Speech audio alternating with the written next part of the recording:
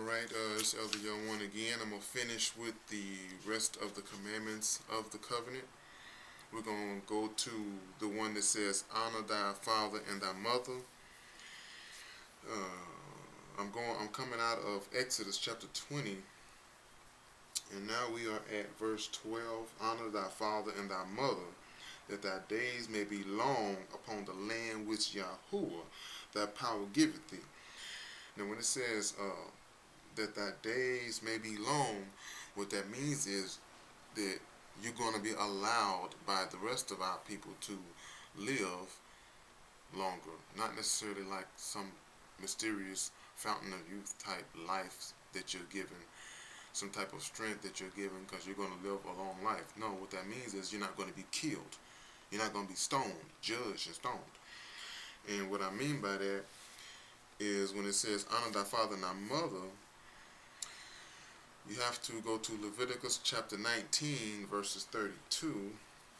I'll go there right quick. Leviticus 19 and 32.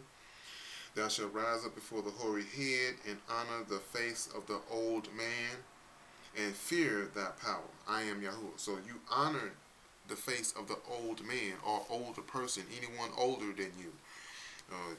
You honored the elders. You didn't talk smart to them.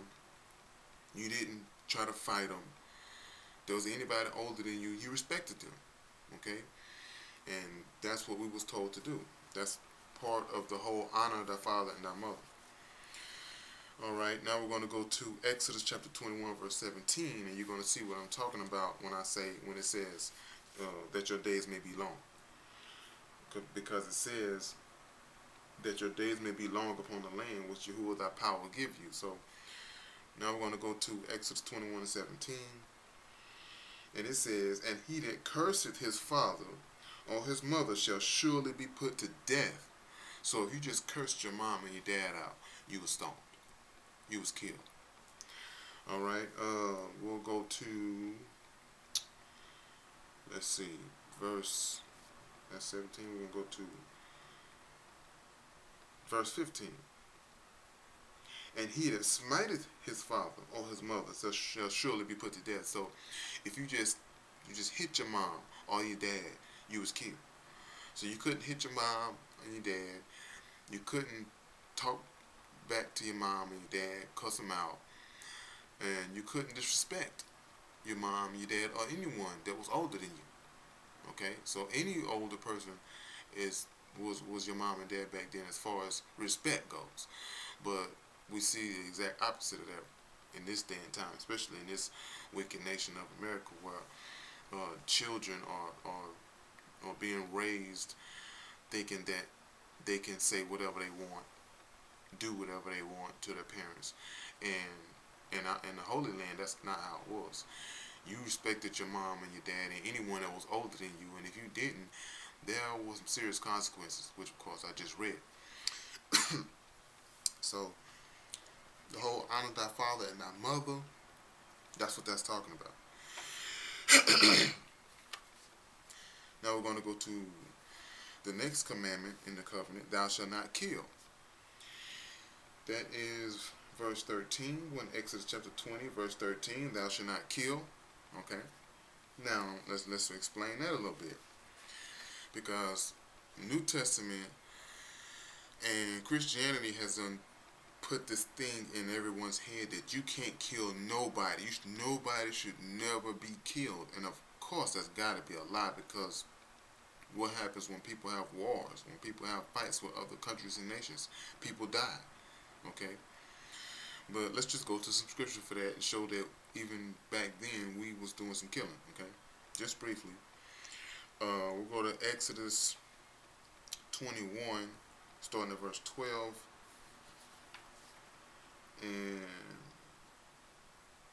And it says, he that smiteth a man so that he die shall surely be put to death. Okay, even I had just read earlier about even the children that hit their parents or cussed their parents out, they was put to death. So there was laws that we had where you was killing even your own people. Okay, So when it says thou shalt not kill, it's talking about don't kill your own brother and sister for no reason. Okay. Now if they broke a law, they had a judgment, they required for them to be killed, you could kill them.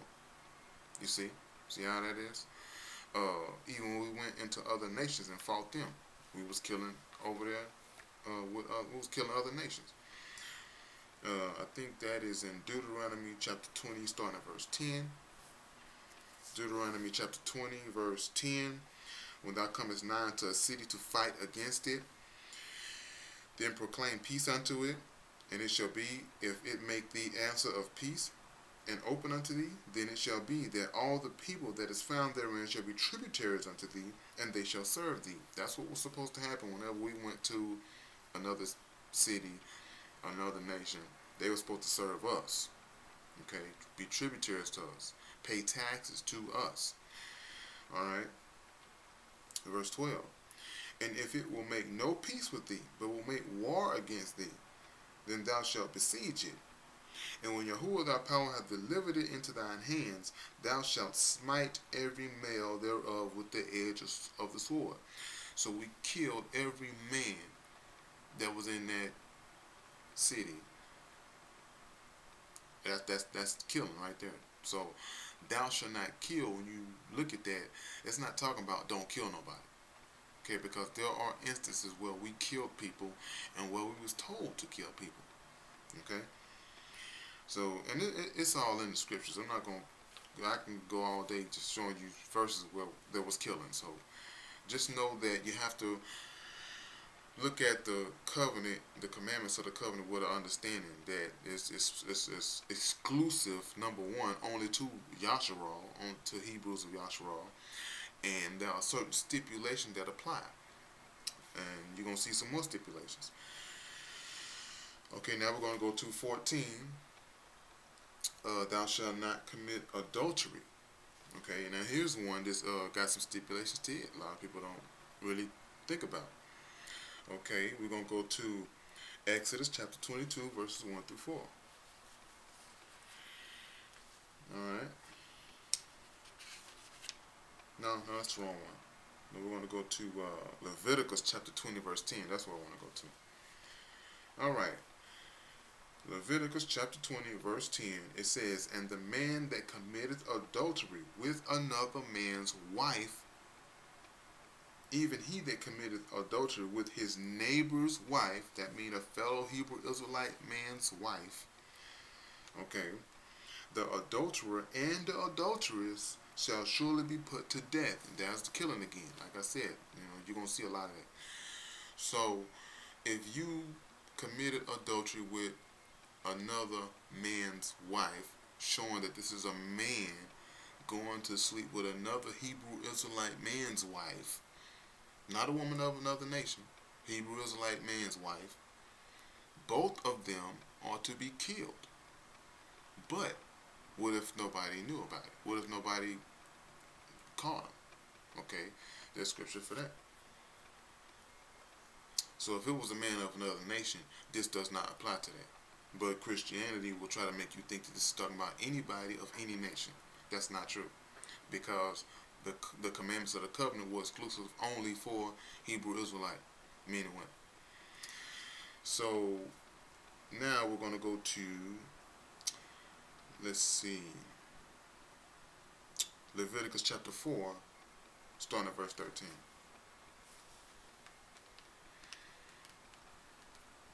Leviticus 4 and 13. And if the whole congregation of Yasharal sin through ignorance, or if you committed adultery, let's say you didn't know that the woman was married, something like that. Because this is basically talking to the men, because a woman can't commit adultery according to Scripture. Nowhere here does it say a woman can commit adultery.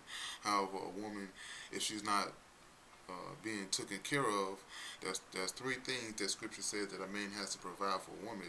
If he don't provide those three things, if he just don't provide one of those things, she's free to go find another man that will. I'll get to that.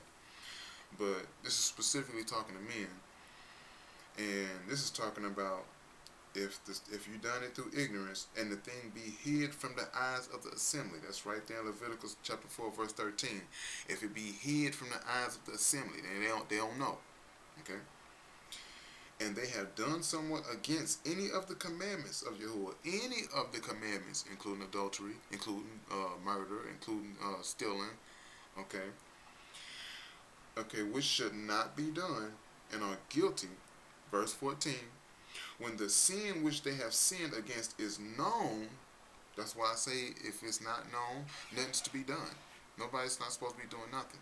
This is also why when David slept with Bathsheba, even though she was the wife of who was it, Uriah, they didn't stone him or kill him, because there are certain laws that talks about what the leader or the ruler is supposed to do also.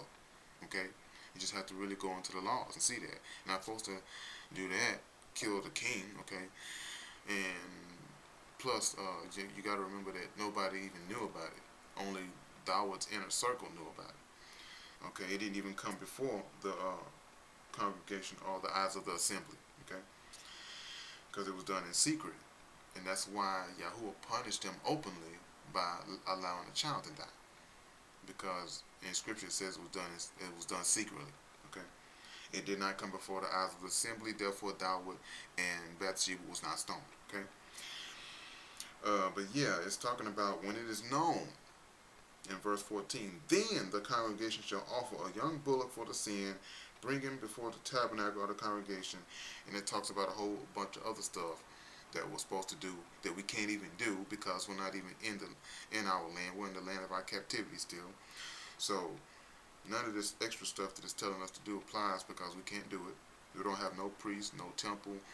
I don't know where I could get a bullock from to bring to a temple that we don't even have, or a priest that's not even here. And for those our people that are claiming to be priests, I've never heard of them doing any type of sacrifices or anybody even bringing any of these animals to them. So, and they have to make sure that they're of the tribe of Levi or Lehite. But at the end of verse 20 it says, and it shall be forgiven them. So they back then when things like that was done and it was found out, they was forgiven. Okay, if they followed the law. All right. And when it talks about the ruler, when I was talking about Dawood, that's in that starts at verse 22 in the same chapter, Leviticus chapter 4, verse 22. If you read from verse 22 on down to verse 26, okay, that's even the ruler will be forgiven. Okay, so let's not give Dawood a hard time because of some things that he done. All right, and let's see. Exodus chapter 21 verses 10 and 11 talks about let me find it. Okay, the three things that I mentioned that you have to provide for your wife. If you don't, she is free to go be with another man. Okay, Exodus chapter 21 verse 10. If he take him another wife, so you just took a woman to be your wife, all right, her food, her raiment, and her duty of marriage shall he not diminish. And if he does not, and if he do not these three unto her, then shall she go out free without money. She can go out free. She can go find somebody that will. Okay? So you have to do those three. Okay? Now, let's see.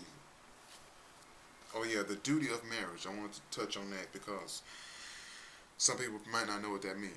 That means sexual intercourse and getting the woman pregnant so she can have kids, okay?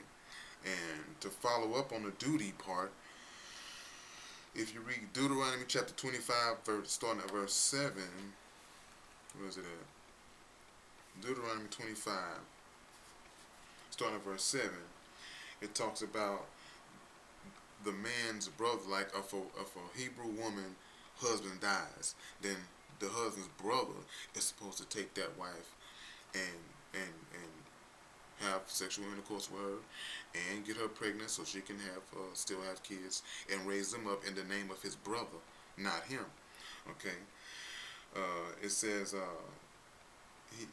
Verse 7, if a man like not to take his brother's wife, let his brother's wife go up to the gate to the elders, say, my husband's brother refused to raise up unto his brother a name in Yasharal, and he will not perform the duty of my husband's brother, which to give her seed, okay, which is sexual intercourse.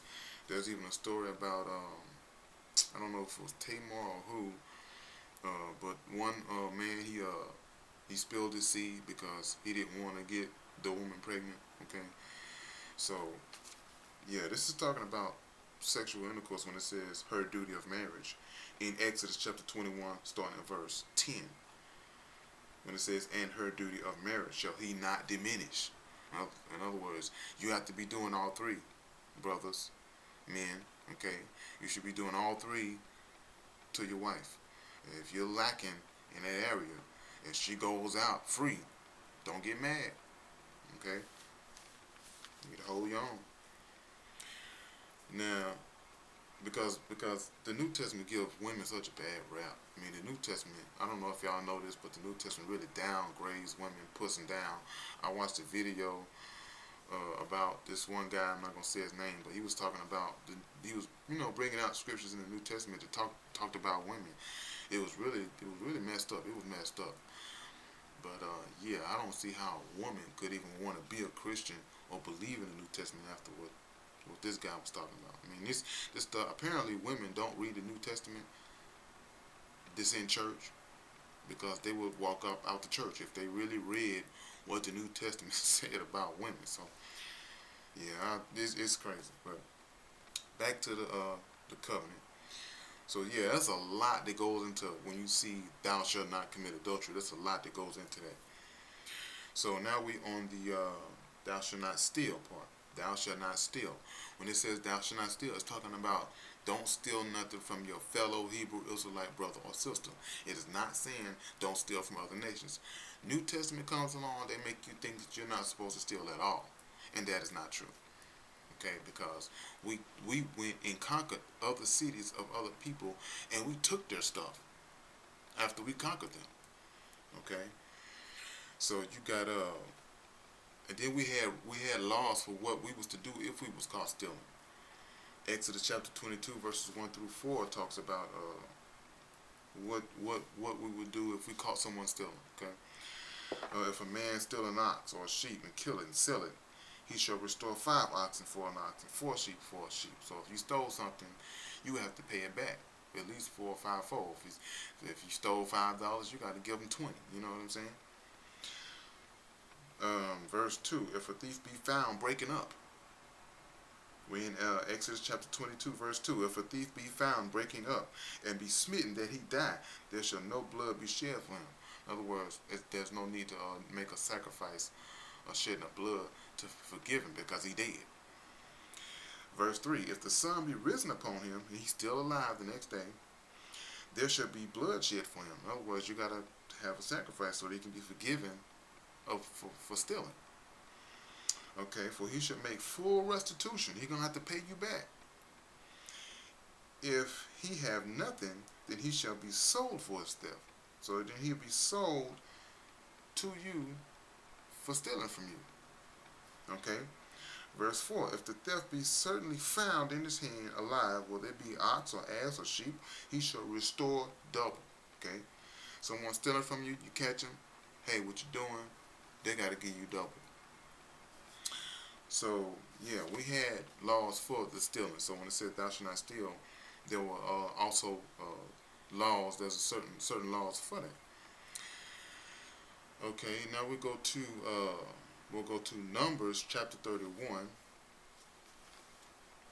Go there. And we're going to start, let's see, Numbers chapter 31, verse 54. Alright. And Moses and Eleazar the priest took the gold of the captains of thousands and of hundreds and brought it into the tabernacle of the congregation for a memorial for the children of Yasharah before Yahuwah. Because we had went in and we was killing and destroying these other cities, other nations. If you backtrack to verse 17 and 18, Now therefore kill every male among the little ones, and kill every woman that have known man by lying with him. But all the women children that have not known a man by lying with him, keep alive for yourselves. So we took the women that were virgins, and obviously we was covered in these women of these other nations, and when we would kill the men, we would take the women. Okay. So yeah, a lot of that went on. That also falls under thou shalt not covet. We was covering things of other nations, and we would take things from other nations as long as it wasn't dedicated unto Yahuwah. If it was dedicated unto Yahuwah, we couldn't touch it. Okay, if you did, you got stoned. There's scripture for that. So yeah, thou shalt not steal is talking about don't steal from your fellow Hebrew Israelite or Hebrew of Yasharite brother or sister. Okay. It's not talking about don't steal from just nobody. Don't steal at all. You have to think. There were times when we stole. I mean, the Holy Land itself. It was the Canaanites and other people was living there. We came into that land and we took it. Okay. So yeah, we did do some stealing back then. Okay. Let's see. We want to go to. Thou shalt not bear false witness. Exodus chapter 20, verse 16. Thou shalt not bear false witness against thy neighbor. Against your neighbor, your fellow Hebrew Israelite brother or sister. Don't lie on them and cause them to get in trouble for something that they didn't do. Okay, don't lie and say they did something they didn't do it. But there are times even when we lied amongst our own people. So bearing false witness, there's a lot that goes into that. Okay, we'll go to Genesis 12 and 18. Genesis chapter 12, because you gotta have some wisdom with this. You gotta have a little logic, a little common sense with this, and you gotta think. Well, what if there was this white guy chasing this black guy, and this black guy hid in a garbage can? I think I asked somebody this on Facebook a while back. If the black guy, if I know the black dude is hiding in that garbage can, and the police come to me and say, we're looking for this black guy, he got a white shirt on, black shorts, red hat, we're looking for him, we're going to kill him, where he at? I know you saw him. I'm going to be like, I ain't seen nothing. I don't know. I don't know. I can't help you. You sure you didn't see this dude? He just ran by here. I'm going to be like, man, I don't know. I'm going to straight up with a straight face, look him dead in the eye, and I'm gonna say, man, I don't know. That I can't help you. I'm not finna try to be all truthful now and do what the Christians try to teach you to don't lie. Don't lie. You don't snitch on your own people. Okay, you don't become an Uncle Tom, so to speak, just because Christianity told you you can't lie. If you lie, you're gonna go to hell. There are some instances where you should lie. I know it might sound strange to some people, but there are times where you should lie. Abraham did it. Abraham lied to the Egyptians. He said, hey, that's my sister. Sarah is my sister. I want y'all. And he even told his wife, look, if they ask, just tell them you my sister. Because I don't want these Egyptians to kill me and then take you because you a pretty woman. So when we go up in here, we make sure we get our lie straight. Okay? That's Abraham. Y'all know the story. If you don't, just read about Abraham and Sarah. When they went to Egypt, he lied, told her to lie, and later on it was found out that he lied, and they just sent him away. But he was still blessed when he left Egypt. So yeah, there is lying going on in the Bible. So don't be stupid, y'all. Think. Sometimes you have to lie. If you gotta lie to keep your job, lie. You see what I'm saying? So don't sit up and be stupid. Because that's what Christianity has done, made a lot of our people stupid. Okay, they don't even know when to lie. They think they ain't supposed to lie at all. That's stupid. How you gonna live all your life and never lie? Come on. So you just have to use, like I said, use a little common sense. Just think about it. Okay. Depending on what situation you're in, there are times where you will have to lie. Okay. So that's what the whole bearing false witness is. Don't lie on your fellow Hebrew Israelite brother or sister, because Abraham lied to the Egyptians. In fact, I think that is in Genesis chapter 12. Let me make sure. I'll give you the scripture so you can go read it if you want to. I'll check right quick. Genesis chapter 12. Let's see. Starting at verse 18. Yeah. Actually, if you go up to starting at verse 10. Genesis chapter 12, starting at verse 10, read down to verse 20. That's the story where Abraham lied. Okay? But I'm not going to read all that. You can just go check it out. I'm just trying to make sure I back up what I'm saying with scripture, because, some of y'all might, well, Abraham didn't lie. When did Abraham lie? Well, there you go. So, Genesis chapter 27, verses 18 and 19, Jacob lied to Yitzhak himself. Okay, he lied, said he was Esau, even though he wasn't. Rebecca, it was Rebecca's idea. Okay, but he still got blessed in Genesis chapter 28, verse 1. So apparently there are some instances where it's okay to lie, you will still get blessed. Okay. So when it's talking about bearing false witness, it's talking about don't bear false witness against your own fellow Hebrew Israelite brother or sister that's going to cause them any harm. Okay, but like I said, you got to use some wisdom there. Okay, it's best to lie to help your people than to lie to snitch on your people or cause them to go to jail or get killed or whatever. I mean, come on. It's just you just have to have wisdom there. So now we're going to go to the last one. Thou shalt not covet anything that is thy neighbor's. That is Exodus chapter 20, verse 17. Thou shalt not covet anything that is thy neighbor's. Okay? And of course, we already know what that means. But there were times where we coveted things from other nations. You can look at Joshua chapter 6, verses 17 through 19, and chapter 7, verses 20 through 21. And Deuteronomy chapter 20, verses 10 through 17, and chapter 21, verse 10. I'm not going to go there. You can go back and you can read it. Okay? But yeah, that's it. Those are the 10. I know it took me like, I think 5 or 6 videos to get it all, but yeah, that's the covenant in depth, what it really means when it says honor your father and your mother, or thou shalt not kill, different things like that. So I hope this video helped y'all to better understand what the commandments was really saying. This Elder Young One. Hope y'all enjoyed the video. I'm out.